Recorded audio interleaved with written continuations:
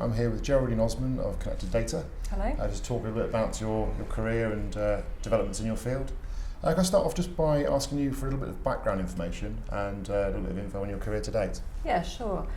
So I actually got started probably about 18-20 years ago, and I actually started as a trainer. So I trained in large systems installed in pre-press environments, on NT servers and Unix servers, high-end Mac equipment. And then moved into the marketing side and marketing technology. So to begin with, in the sort of late 90s and early 2000s, I was working with companies like the big ISPs, Demon Internet, for instance, PlusNet, and then also took on companies like Network Appliance and Cognos and really brought them to the market in Europe. And after that, I've been working with vendors in the storage and security space for about 14 years now. You've recently launched Transporter for Business.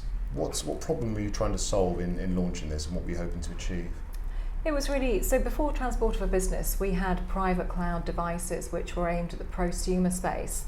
And what a lot of people, or what a lot of our customers were telling us, that there was really a need for it in business, where the growth of the public cloud services has really seen great traction.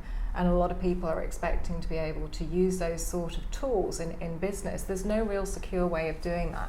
So Transporter for Business is a private cloud appliance, right, which allows employees, users to collaboratively share and access files through mobile devices, but it's never kept up in the cloud, it's always kept on the appliance, and that's really where we're different. So we're marrying the best of the world of public cloud services with the easy access and those types of tools, the file sync and share piece, with an on-premise storage device which syncs right back into the enterprise NAS system, and that's really what we were trying to solve. There's a lot of unsanctioned use of Dropbox, and that's difficult for IT functions to control. The security of data is never compromised, the data is encrypted, connected data can't even see the data, you've got control over location, privacy and security. So following on from that, how has big data, the whole kind of world of big data, affected what you do? I think it's affected the whole industry. So we've obviously seen storage demands grow, but we've seen storage performance increase. The flash guys have really changed that. So the read-write speeds are much better. The storage footprint is smaller. So all of that's good. The bit that hasn't changed really to keep up with our mobility and cloud is how we access that data. So you still have to go in via VPN. It's very cumbersome, and user expectations have changed now. Right. Okay. So although I guess there's more data out there, the systems have sort of been updated, and we can sort of cope with that a lot better. And it's actually sort of almost pushed the technology forward. Exactly. How we store data is not the issue. We manage that pretty well. I think it's just that, as I said, I think our mobility, the prevalence of mobile devices in our daily lives has changed the way that we want to access data, and we can't access it through VPNs on mobile devices and take the file out, make the changes and send it elsewhere. And people talk about consumerization of IT.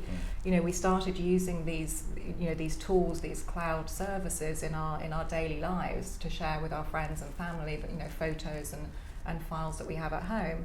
And now we're wondering why we can't have that kind of access and sync and share ability within the enterprise in our working lives. How, you just touched on security there. Are there any sort of particular issues or implications you've had to overcome? For us, no, because we use AES encryption 256, so it's military grade encryption. I would say with security, what we've done is we've actually solved that issue by bringing that into an on-premise appliance. Yes. And integrating it with an existing NAS storage system. We've really solved those security issues, but I think that it's difficult with public cloud use. You have rogue use, unsanctioned use within enterprise, which is really difficult to control. What are some of the biggest challenges that you face now and also in the future moving forward? So I think there's a couple of things. With what we've spoken about, security challenges are always going to be a really big issue, whether that's around mobility or whether that's around data breaches. So that's probably the biggest challenge for the industry. But what we're seeing more from my perspective is I think there's a skills shortage out there, and it would be, I'd like to see more homegrown talent in the UK. I'd like to see, I think our tech industry really depends on that. And we need more software developers coming through, particularly on the user interface side. That's where I'm really seeing, we're struggling to hire good people. So I think there's really a need for businesses and the IT industry to come together with education to make sure that we are getting the right types of skills through to grow grow the IT industry and grow the economy. BCS have recently done a lot of work, or we've done a campaign actually about women in IT in particular, sort of showing strong role models across the industry and trying to sort of encourage women into the profession, both IT and technology. Can you see do you have any sort of thoughts on what could be preventing women from picking a career or technology career? Well, I think that's a great initiative what you're doing, by the way, and I'm all for it. The more we can do, the better on that. I think really it comes back to education again. I think we've got to have the right careers advice so that young girls and women are aware of the myriad of opportunities in the IT sector, and it's not just around engineering. It's marketing, product management. And I really think we've got to do a better job of making them aware of what those possibilities are for them. For a professional woman outside of the IT industry to then transfer and stuff, then that you're not really going to see a great shift of more women coming in. I mean, connected data are a great example that we actually have about 40% of our workforce is women, and that includes all of the functions. It's particularly higher in engineering, which is great, but they're the exception rather than the rule, I think. Is there anything particular about the industry that you think is putting people off at the moment?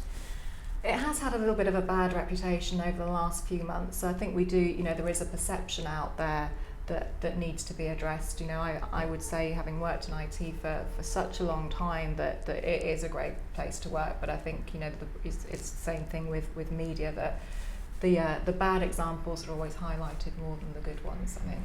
Okay. BCS have done a little bit of work looking into the idea of a code of conduct, either voluntary or mandatory, that could be sort of applied to the industry in a similar way to perhaps law, medicine, engineering, that sort of thing, where you potentially could be struck off perhaps if you weren't performing or meeting certain criteria. It could also be kind of a stamp, I guess, to people might look to use your services or solutions based on the fact that you follow this particular code. Do you think that's something that could successfully be applied to IT? I think it's a difficult one. I think it could maybe be applied around certain infrastructure, so security and stuff like that, and data protection, and there are certain compliance standards for that. When we talk about conduct, it's a really broad thing. So I think one of the places that I worked recently, they actually implemented a code of conduct, and it was voluntary, but you need really strong leadership to make that stick. I think some of the sort of older initiatives like Investors in People and ISO standards, they've really been replaced by stuff like Glassdoor. So if you're looking to move company and you want to review a potential employer, that's where you go. You don't so much look at those kind of badges anymore. So it's one where I think you could debate for ages, and I don't really know what the answer is. But I think that I would also say that most places that I've worked is professional people that have their own code of conduct, and that's how they operate. So it's perhaps company to company or sort of division by division rather than perhaps a code that could be spread over the whole industry, because it is so sort of diverse and people are working on all sorts of different areas. Exactly, it's the diversity that's going to be difficult. Yes. It's difficult to implement, and then it's difficult to enforce and manage as well.